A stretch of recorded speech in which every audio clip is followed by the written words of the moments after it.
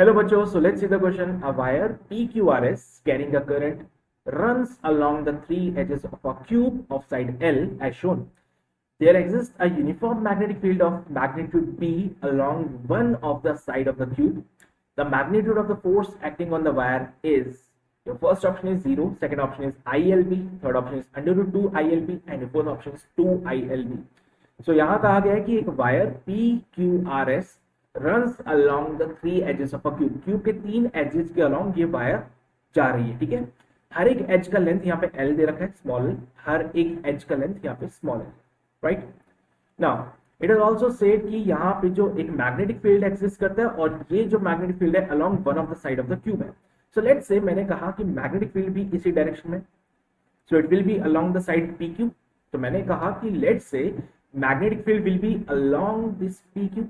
okay, so length और magnetic field दोनों का डायरेक्शन सेम है, right. As you can see इसका PQ का लेंथ भी इसी डायरेक्शन में जा रहा है और मैग्नेटिक फील्ड भी इसी डायरेक्शन में जा रहा है. So for that force acting on a wire, okay, force acting on a wire can be written as BIL sin theta, where theta is the angle between the L and B. इस wire की length में और magnetic field में कितना angle बन रहा है यहाँ पे 0 डिग्री का. सो अगर मैं पुट करता हूँ, so it comes out be BIL sin 0 और sin 0 की वैल्यू 0 होगी. तो यहाँ पे इस PQ वायर के ऊपर फोर्स जो लगेगा वो 0 हो जाएगा. तो मैं यहाँ लिख देता हूँ that force acting on the PQ is equal to 0. और ऐसा इसलिए हुआ क्योंकि इसका जो लेंथ था और मैग्नेटिक फील्ड जो था वो दोनों का डायरेक्शन सेम आ रहा था. And for that I can say that PQ के अक्रॉस जो फोर्स था वो 0 हो जाएगा. अब देखो QR का लेंथ जो है वो इस मैग्नेटिक फील्ड के परपेंडिकुलर है. सिमिलरली RS का भी जो लेंथ है वो परपेंडिकुलर है. सी मैग्नेटिक फील्ड ऐसे और RS का लेंथ ऐसे, सो ये परपेंडिकुलर और ये इसका भी लेंथ ऐसे, तो ये भी परपेंडिकुलर. तो डेफिनेटली QR और RS दोनों के लिए फोर्स 0 नहीं होगा. तो फोर्स कितना होगा, थीटा कितना हो जाएगा इसके लिए 90 डिग्री का. सो FQR की मैं बात करूं, so it comes out be BIL sin 90. sin 90 की वैल्यू 1 होती है तो ये BIL बन जाएगा. सिमिलरली अगर मैं बात करूं FRS की, तो RS के लिए भी देखो यहाँ पे R और S के लिए ये मैग्नेटिक फील्ड से परपेंडिकुलर है. So this can be also written as BIL sin 90, right. So FRS भी जो हो जाएगा वो बन जाएगा BIL के बराबर. अब बात आती है कि नेट फोर्स कितना लग रहा है. So as you can see force is a vector quantity और वेक्टर के लिए डेफिनेटली यहाँ पे वेक्टर का एडिशन करना पड़ेगा. यहाँ पे अगर मैं देखूं तो what is the direction of the force. Actually force की डायरेक्शन अगर मुझे दिखानी होगी तो L क्रॉस B करेंगे, राइट. L क्रॉस B करने के लिए हम क्या करेंगे, in the direction of L अगर मैंने अपने फिंगर्स को पुट किया और B के क्रॉस कर्ल किया, so I will come to know की डायरेक्शन इनटू द प्लेन आ रही, राइट. तो इसके लिए अगर मैं इसको एक्सिस के अलॉन्ग डिफाइन कर दूं, तो लेट्स से ये हमारा एक्स एक्सिस हो जाएगा, ये हमारा वाई एक्सिस हो जाएगा and this will be our Z axis, right.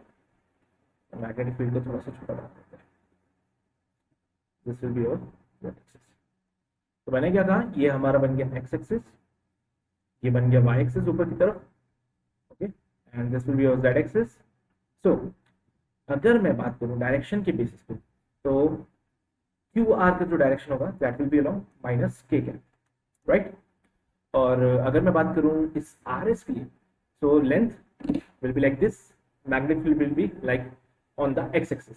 तो मैं क्या करूंगा, Z से अपने फिंगर्स को कर्ल करूंगा, Z से अपने फिंगर्स को कर्ल करूंगा along the X. So it comes out be negative y, सो ये बन जाएगा माइनस J कैप. कैसे किया मैंने, देखो इसका लेंथ वेक्टर इधर जा रहा है, right.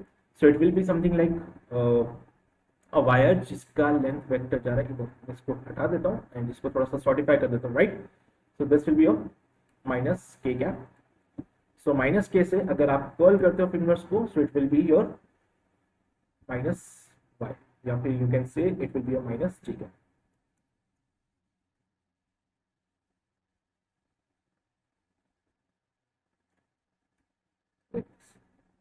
This will be your minus J cap, this will be your K cap here, and this will be your J cap.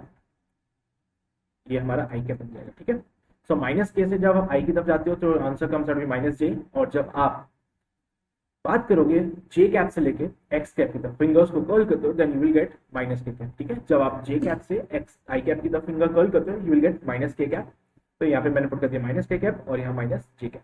अगर मैं नेट फोर्स की बात करूं तो PQ के अक्रॉस जो फोर्स है वो तो जीरो है, तो जो नेट फोर्स मुझे मिलेगा सिर्फ QR और RS की बदौलत।